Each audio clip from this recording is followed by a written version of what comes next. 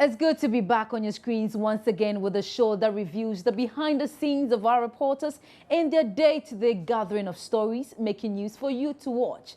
It is not easy, I tell you, the emotions, embarrassment, the excitement, and the mixed feeling they experience.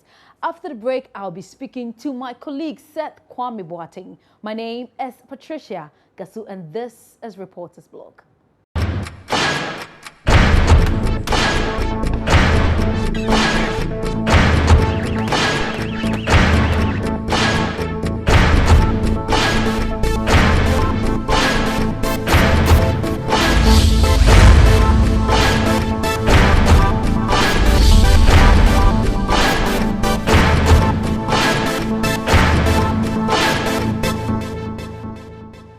Welcome back. So the Special Secretary of the Chief of Edumasa, Nana Ansah-Quah IV, is here with me, and welcome. Thank you, Patricia. Nana Jenny Boateng. To say. We bless God. Yeah. God so Nana Jenny Boateng the first. The first, yeah. And then the special secretary to the Chief of Edumasa. Wow. Yeah. Charlie. Okay, congratulations once again. You have a lot of work to do, from ambassador extraordinaire to now chief of what is it? The special secretary to the chief of Edumasa. Yeah. Okay. Welcome to Reporters Blog. Thank you. It's been a while had you on the show. Yeah, because I've not been stable. I've been going up and down. Yeah, a lot of assignments, lots of duties. To him, much is given. Much is expected. So, I understand that. Yeah, I understand. Okay, so now we're going to do Bullet or the Skin, and then we'll do Cleansed Land. Which of them should we start from? Let's start with the Cleansed Land, because I think of that particular documentary, and I'm very excited. It was a follow-up to a documentary I did in 2014, Bloody Land. And after or following that documentary, the people of Nankpanduri realized the need to ensure that the place was peaceful. So they told me that the documentary was what convinced them, made them aware of what they were doing to themselves, and they realized their mistakes, and they decided to stop fighting. TV gets results. Yeah. So they did everything. They ended the fight, and they cleansed the land. You understand? Some pacifications that went on. Is it that after the documentary you took the videos to each of them to watch, after the documentary, to understand that this is the... It was aired on Joy News, and they watched. So they followed the documentary keenly. They were not happy with the title Bloody Land. I remember the chief told me that anywhere they went, they were being called Bloody Land. Bloody Land, so he called his people that we can't allow this to. We need to be there. We have to erase this name. So the chief did very well. He brought all the people together, even those they were fighting with. He brought them together, and he told them that no, we have to end the atrocities here. So let's come together and stay here as brothers and sisters. So they came together, and now the place is peaceful, and it's cleansed land because they had to perform some sacrifices, blood burials and all those things to cleanse the land. So the land is now cleansed. They are not fighting again. It was the reason I gave that title, Cleansed Land.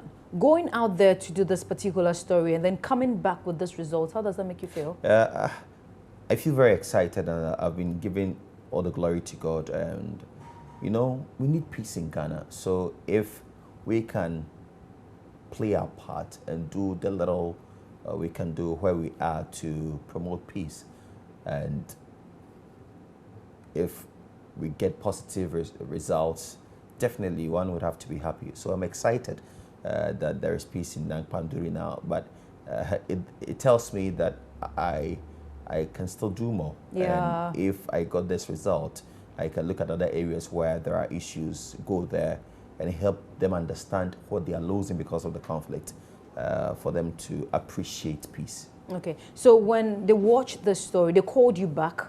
Yeah, I got a number of calls, several calls from the chiefs, from the people.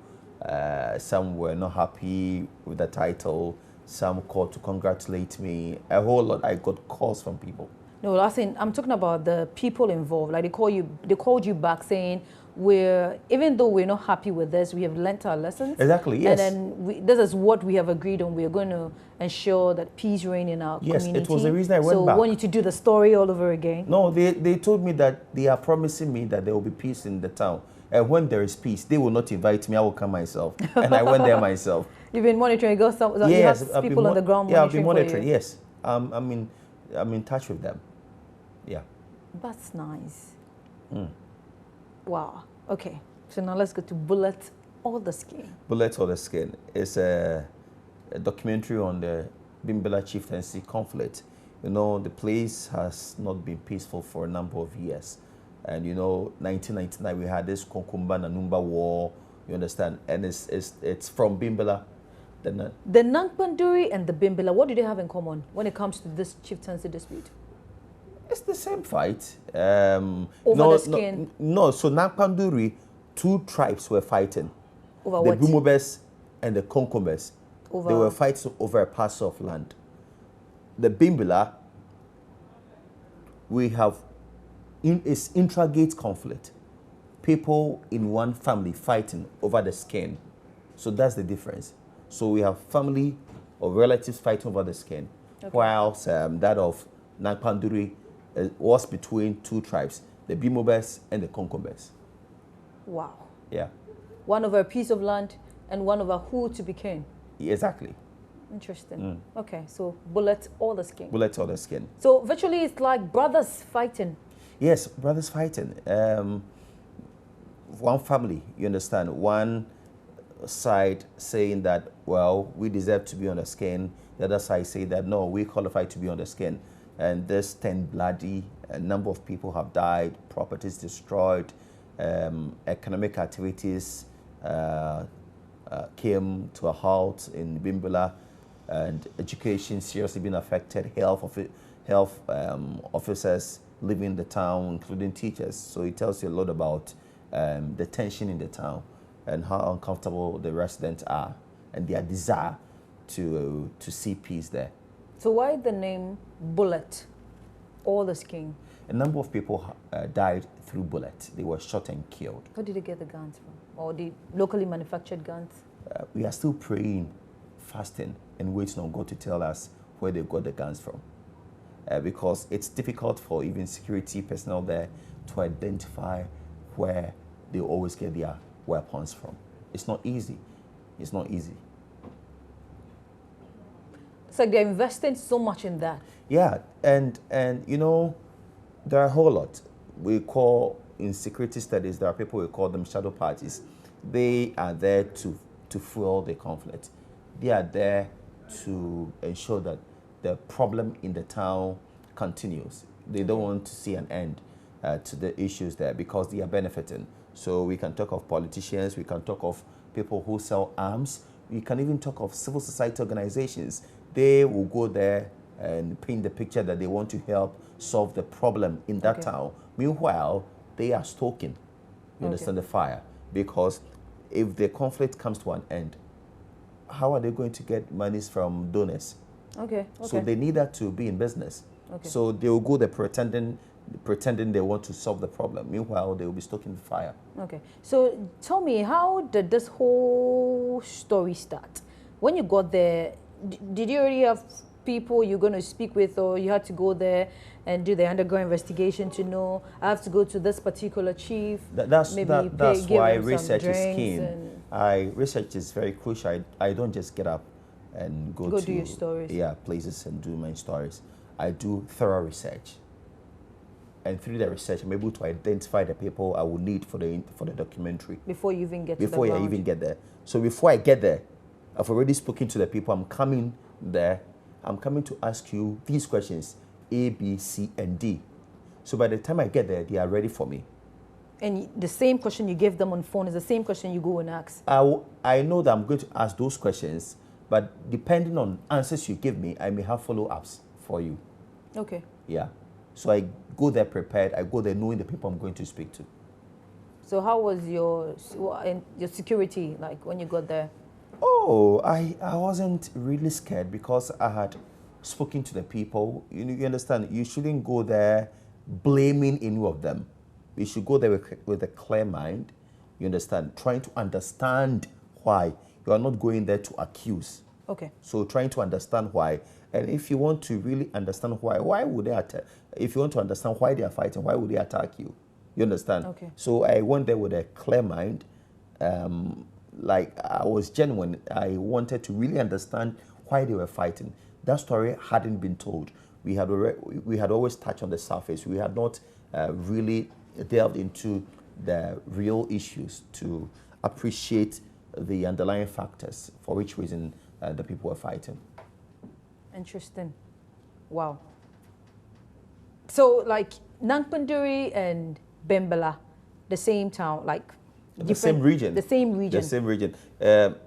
It's rather Nankpanduri to Bunkurugu, which is very close. It's just about an hour drive. You've toured the whole of North. No, the whole of Ghana. Yeah. But mostly the North. Mostly the North, yeah, because I'd love to live there one day. So the place has to be peaceful. Okay, then you have a lot to do. Exactly, and God will help us do that. Yes, I can see that, because so far we're getting positive results. They are going to have a peaceful community or peaceful region. Exactly, we are getting results. For example, we touch on Brothers Ato, the Bunkurugu, and now they are doing very well. You'll soon hear the chief talk about Joy News and how we saved their lives.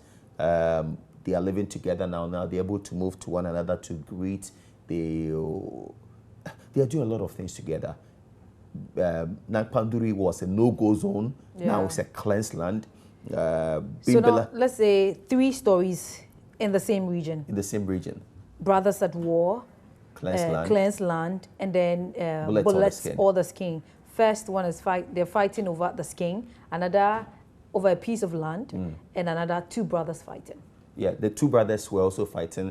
Also, the Bunkurugu 2 brothers were fighting over a Skin.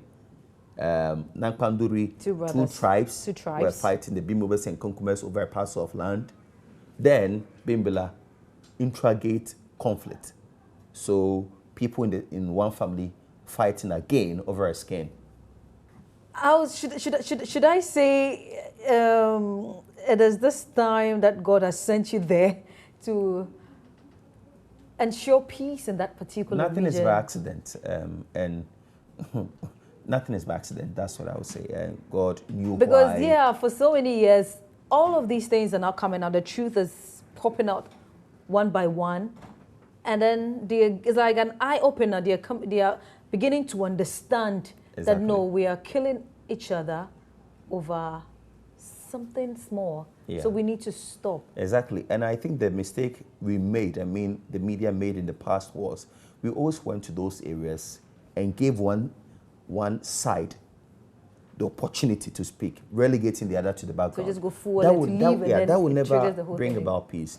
When you go there, make sure you speak to the parties. You understand? Speak to the parties. Give them equal chance to speak. Don't say, okay, this person is superior than that person, so I'd rather concentrate on the one who is superior. No, don't do that. Give them that equal opportunity to speak. Let them express themselves.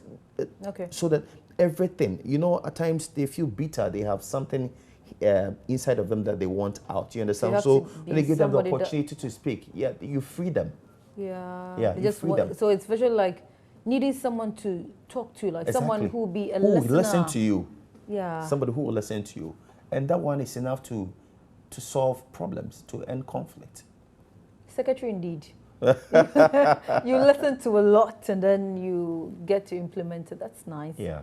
Have you tried Nkunya and Elavanyo? No, I've not been there. Rather, I've had calls from Yendi, a resident asking when I'll be coming to Yendi. We will go there. Yes. Inshallah, we will go there. Hey, inshallah. How do you say that in Chi? Anyway, thank you so much for your time. I'm grateful. And I pray that as you go ahead to, should I say, ensure peace or enforce peace in this various regions, all will be well. Yeah, we pray to God, all will be well. Yeah, there will definitely be the most important thing is we need one person. I once listened to a motivational speaker and she said, anytime you hear the call, somebody like something is happening and you sit behind and you're like somebody should do something about it. Always calling on somebody. Remember, you are that somebody to go do that. Now, yes, it's true. Now, you know what I'm looking for, people of No. Bunkrugu? I'm looking for roofing sheets for them because they want to rebuild the town. We call it post-conflict reconstruction. They want to reconstruct the town and they need help. So I'm seriously looking for roofing sheet. We need 400 packets of roofing sheet for the people of Bunkrugu. And I know people will be watching, and let's help them because when the place is peaceful, we also have a peace of mind. Let's help them. It's a service to God. That's what I would say. So let's help build our country. Let's help build like our Dubai. country. No one will build it for Exactly. you if you don't come together to build it yourselves. Yeah. Thank you very much, Nana. I'm grateful. Nana Ejeni Boateng The first, yeah. I'm so honored to share this stage with you. I'm grateful. And thank you so much for your time on I'm Reporters grateful. Blog. Thank you. And that was my colleague, Seth Kwame Boateng. We have more coming up. Please stay.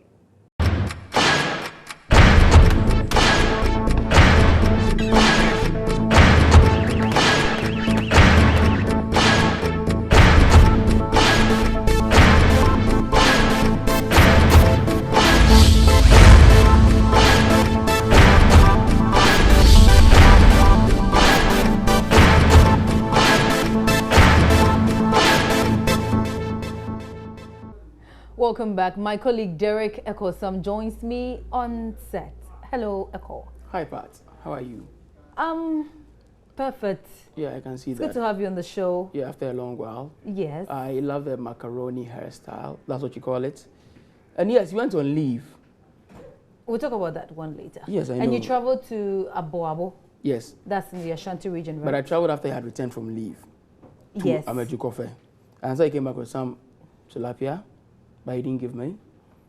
That's fair. Let's talk about that Aboabo Tilapia story. and Amejukofe. Yeah. Anyway, tell me about Aboabo. Well, it was one of our trips to the Ashanti region to do the Super Morning Show Road Show, and then also do the Joy Ballot box. And then I also had some other personal stories I had to do. So You decided to take a tour through the town. yes, in the course of my journey across there, as in the town, I came across an Aveno-like or Odona-like gutter. Looks like it's everywhere. Yeah, it's everywhere. Storm drain. So I realized that sand in the gutter had actually been collected from the gutter and it had been put just beside the gutter.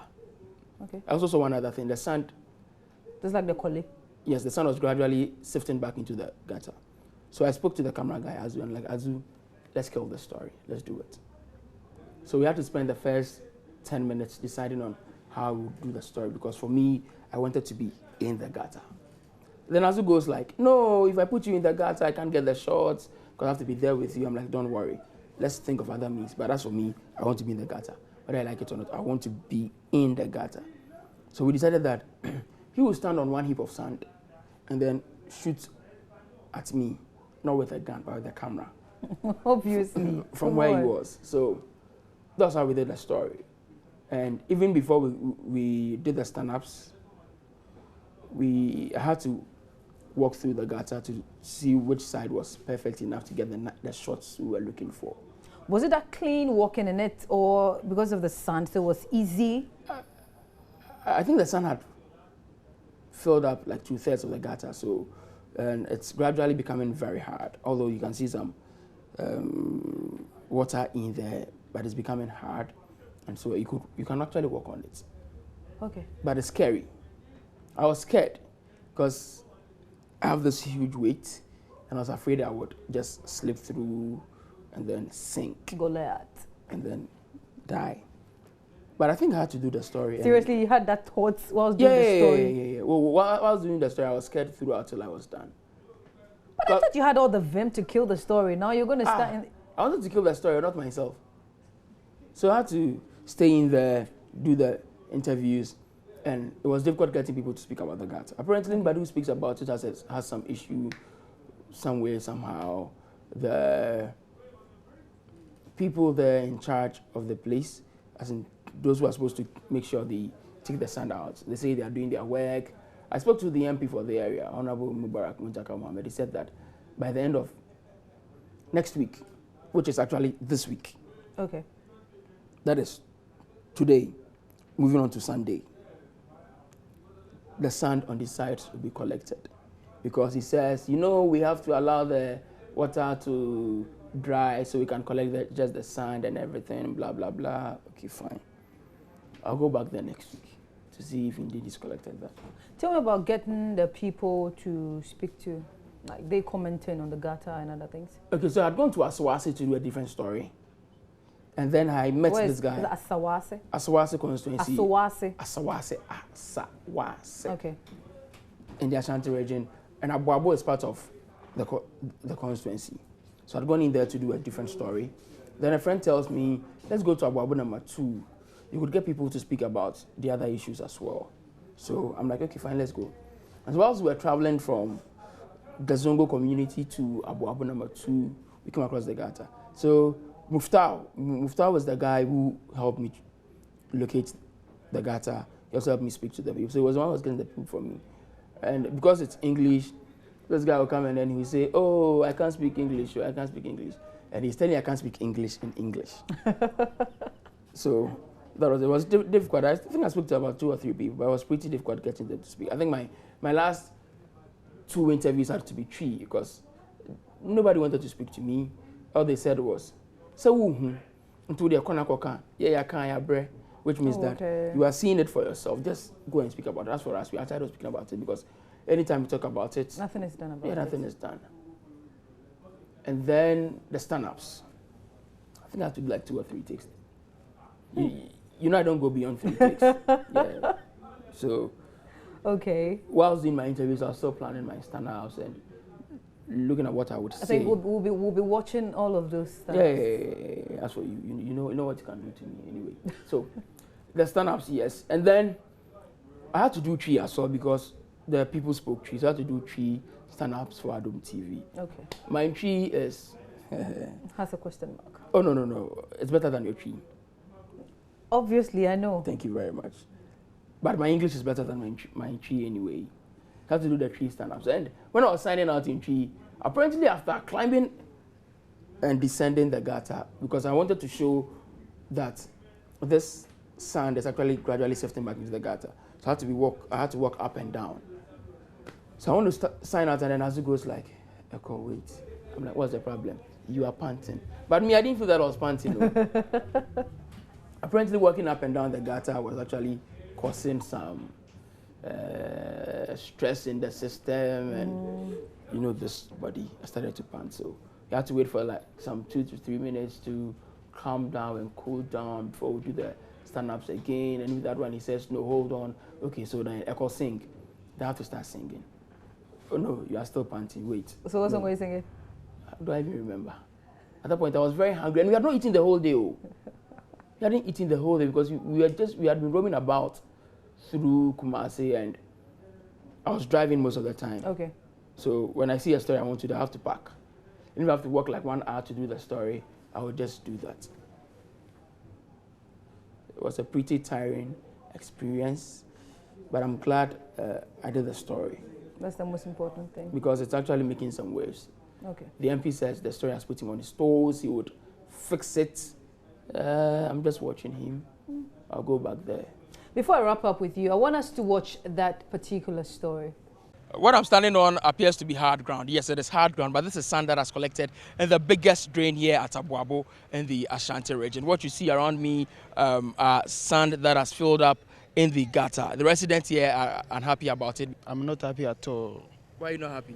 I'm not happy because when they collect the sand into the gutter, they have to collect all the sand away. But you as residents in the area, you also contribute to this. I've seen bottles, empty bottles around the gutter. What are you also as residents? What are you doing about this problem? We can get a youth and come and collect the rubbish. Is this something you will do? Yes. I think we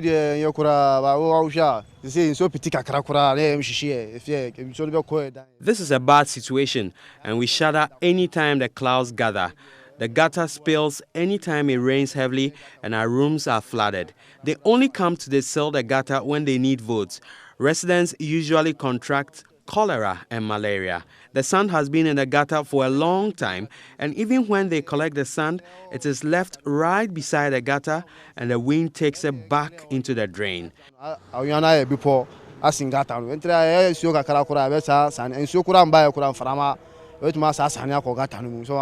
sand should be collected from the sides of the gutter so we can have a neat neighborhood. We are not happy about this at all. Because area say bre shoka kre tokra ne urura manfo fi.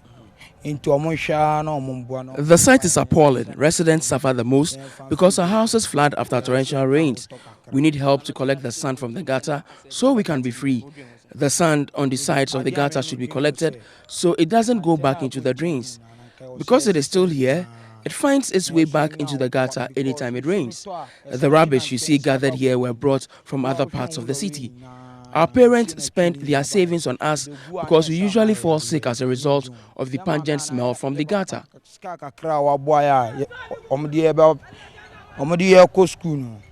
There is little we can do about it as residents because we don't have the equipment to deal with this problem. Government should come to our aid and solve the problem. Beside this gutter is this heap of sand. Residents tell me this was collected from where I stand, from this gutter, to ensure that the liquid waste in here would have access routes and then will go out of this particular gutter. But what I also see is that it's been left uncollected, and you can also see that the sand is gradually sifting back into the gutter, making way for me to stand here, ironically. But the residents say they are not happy about this situation. They have vowed to go to all lengths to ensure that this heap of sand is taken away from this place. They say that as residents, they would also ensure strict adherence to the sanitation laws. They also admit that they have a part to play in ensuring that this thing becomes a thing of the past. And so they would also make sure they comply with all the rules. They would hold their leaders accountable. They are asking government to come to their aid to desilt this gutter. They tell me not too long ago the place was flooded, and they are afraid that should it rain for more than 3 hours in this area, the gutter may be flooded again. For Joy News, Derek Ekosam. Abu Abu. Interesting stand-ups there. But me, it wasn't interesting for me because I was hungry. I was like, Charlie, Azu, let's get this over and done so I can go and eat. And Azu too said, no, another take, because in the first take, I remember at a point in time I said, this is the sun is gradually shifting back into the sea. Azu goes like, okay, we are in a gutter, we are not in the sea. Because I was thinking of... there's no sea in Kumasi. I was thinking, there's no sea in Kumasi. Oh, they have a lake. They call that the Kumasi Pool. I was thinking of, I think the gutter and one here at Odona look alike. So I was like, oh, okay. So if this one flows into the sea, this one should also flow into the sea. But apparently, that was not it. And then, away from Abu Abu, Roving is back. Back to Accra. Yeah, back to Accra. I still have to go around and talk to people. They say that... I have that Midas touch. You have the what? The Midas touch. What's that? The touch of gold. Anytime I move out, people speak. And so I should be doing Roving on the AM show. I'm like, fine, it's a new challenge, but I accept it. Remember the demolition at Neoplan Station? Yes. I had to get there like 6:30 a.m. And the boys were doing their thing, you know. Yeah, their thing. And by the time I returned, my mind was haywire because I had inhaled a whole lot of smoke. Smoke from, you know what it is. Yes, I get you. And the guys were angry, they were incensed, and they didn't even want to speak to me because they were like, every time we talk to the media, every time we speak about these issues, and we get nothing out of it. And I'm like, well, you are here. You don't have the permits to sell. So it's more like you are here illegally. And you expect them to give you prime notice that, Kwame, tomorrow I'm coming to demolish your properties so that you do what? You pick your stuff and go away. But the people were angry. I spoke to one Rasta-haired guy who, at his age, he has 6 kids already. He said when his properties were pulled down, he had gone out to the hospital with his wife, who was then in labor. Then he comes back to meet his properties down like that. It's a sad scene, but the law should work. And the authorities told me that they had to put down the structures because they needed to desilt the drain. So how is that getting the people to talk to you anytime you go out to do Roving? It's difficult. There are times you spend about 2 to 3 minutes convincing somebody to speak. Okay, my name is Derek. I work with Joy News today. We want to speak to you about this and that. You explain all of that, and the person says, "Oh, it's TV." No, I won't speak. And you go like, there are times you have to work with somebody for like 20 meters, then he tells you, "I won't speak." Then you have to turn back and go like. So frustrating. Yeah, frustrating, but the work must be done, and that's how I start my day every day. And I think it's nice, it's roaming lovely. the streets of Accra, Roaming the streets of Accra. just to get people's opinion. Yeah, and you can't go to the same place at the same time. You'll always have to get different spots, and you have to get different issues, and you decide on where to go to depending on which issue you are discussing. Anyway, it was glad having you on the show. Yeah. And thank you so much. You're always welcome. But you owe me. Anyway, that was my colleague Derek Echo Sam. Thank you so much for your time. My name is Patricia Gasso. Until same time next week, stay blessed.